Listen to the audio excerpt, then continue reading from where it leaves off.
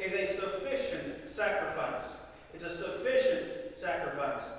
Hebrews chapter 10, turn back there. Hebrews chapter 10 and verse number 8. Hebrews chapter 10 and verse number 8. It says, above when he said sacrifice and offering and burnt offerings and offering for sin thou wouldest not, neither hadst pleasure therein, which art offered by the law. Then said he, Lo, I come to do thy will. O God, he taketh away the first, that he may establish the second, by the which will we are sanctified to the offering of the body of Jesus Christ once for all. I want you to look at verse number 2.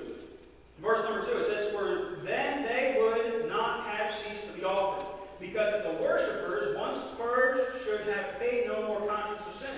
But verse number 3 says this, But in those sacrifices there is a remembrance, again, made of sins every year. Now you got to think about this. In the Old Testament days, they would go to the temple, and they would have to take a sacrifice, a perfect lamb. And what they would do is, when the lamb was born, they would catch it, make sure it didn't fall to the ground, break a bone, or anything like that. They would check it over, make sure there was no blemish, no spot, no wrinkle, nothing. It had to be a perfect lamb. And what they would do, every year, they would do this. The little boy would raise his lamb, walk with him, take care of him, and one day, the dad would come and say, You have to take your lamb to the temple. Junior didn't like this. This is my lamb. This is my lamb. This is the one I'm taking care of. This is the one I'm fellowshipping with. He's my best friend. But here comes time every year. You got to take the lamb. You got to go to the temple. Give it to the priest. It has to be sacrificed. It has to be given. That would be the sin offering. I'm glad we don't live in those days. Amen. Could you imagine your little animal? You feed, you walk, you take care of it. And every year, you have to go give up for a sacrifice. Can I tell you?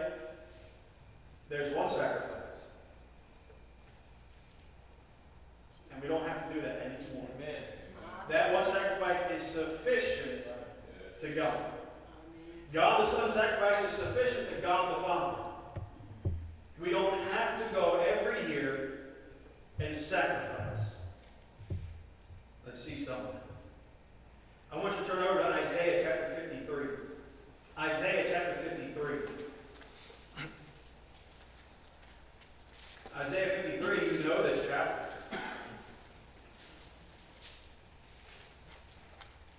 Verse number 1, Who hath believed our report? And to whom is the arm of the Lord revealed? For he shall grow up before him as a tender plant, and as a root out of the dry ground. He hath no form or comeliness, and when we shall see him, there is no beauty that we should desire him. He is despised and rejected of men, a man of sorrows and acquainted with grief, and we hid as it were our faces from him, and he was despised, and we esteemed him not. Surely he hath borne our griefs and carried our sorrows, yet we did a strictly smitten of God and afflicted. But he was wounded for our transgressions, he was bruised for our iniquities. The chastisement of our peace was upon him, and with his stripes we are healed. All we like sheep have gone astray. We have turned everyone to his own way, and the Lord hath laid on him the iniquity of us all. He was oppressed, and he was afflicted, yet he opened not his mouth. He was brought as a lamb to the slaughter, and as a sheep before a shearer is dumb. So he openeth not his mouth. He was taken from prison and from judgment. And who shall declare his generation? For he was cut off out of the land of the living, and for the transgression of my people was he stricken. And he made his grave with the wicked, and with the rich in his death, because he had done no violence, neither was there any deceit in his mouth. In verse number 10, here it is. Yet it pleased the Lord to bruise him. He hath put him to grief. When thou shalt make his soul an offering for sin, he shall see the seed, he shall prolong his days, and the pleasure of the Lord shall prosper in his hand. Verse number 11, He shall see the travail of his soul, and shall be satisfied. By his knowledge shall my righteous servant justify many, for he shall bear their iniquities. I want you to look at verse 10 and verse 11. Yet it pleased the Lord to bruise him. Verse number 11, He shall see the travail of his soul, and he shall be satisfied. The definition of sufficient is this: enough. It's adequate. What Jesus Christ did on the cross was sufficient. It was enough for God to say, okay, that blood that was shed, it's on the mercy seat. Amen. That life that was given up, that's going to be put in the grave, it's going to rise again. And those that get saved, guess what? They're put in death. They rise again in newness of life. Amen. And here we see Jesus Christ's sacrifice is sufficient. Amen. We have a pending charge.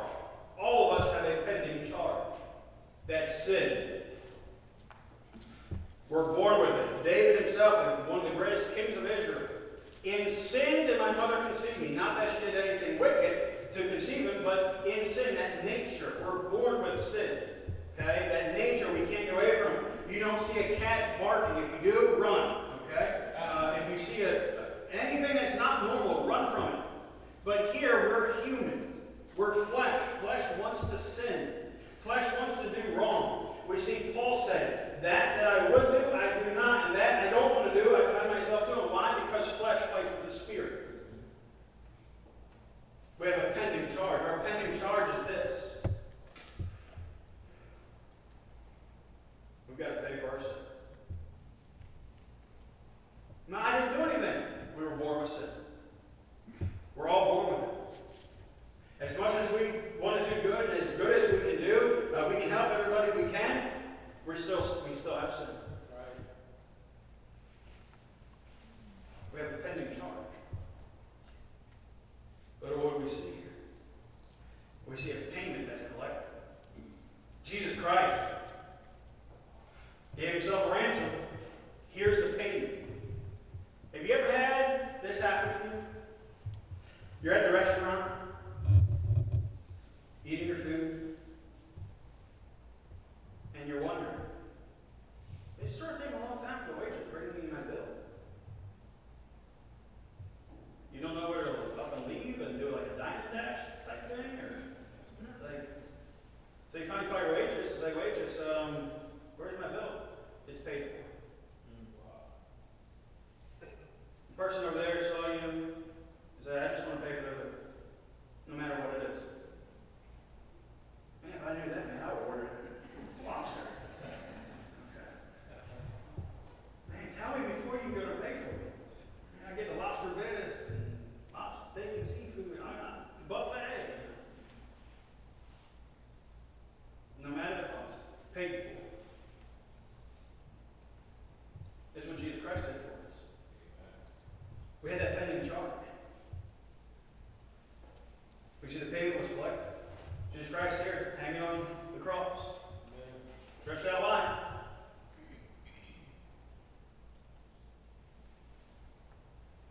It is finished. Thou hast said, and took the ghost.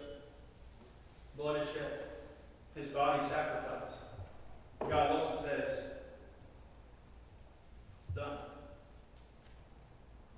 Paid for.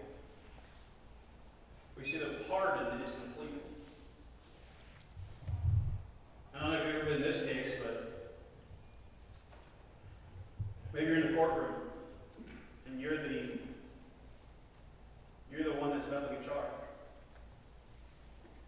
And you're at the mercy of the judge. You're at the mercy of your jury, your peers. And you're thinking the whole time, oh, I just hope and pray that there's mercy. And you know, I've seen a judge I've seen it on Facebook. A judge, I think it's out in California. And there was a mom, and she had got caught for speeding, went into the courtroom and had her daughter with her. And the judge called the little girl up to the stand, and he had her sit with him behind his desk. I would ask her questions and ask, what's your mom's punishment be? And all this, trying to make a little conversation with her. And at the end, because of this judge's mercy, he said, I see the fine, I see the charge. You don't have to do it. You're free to go. Hey, we've got sin that we have to pay for. We've got to pay for it. Somebody has to pay for it. And it's either us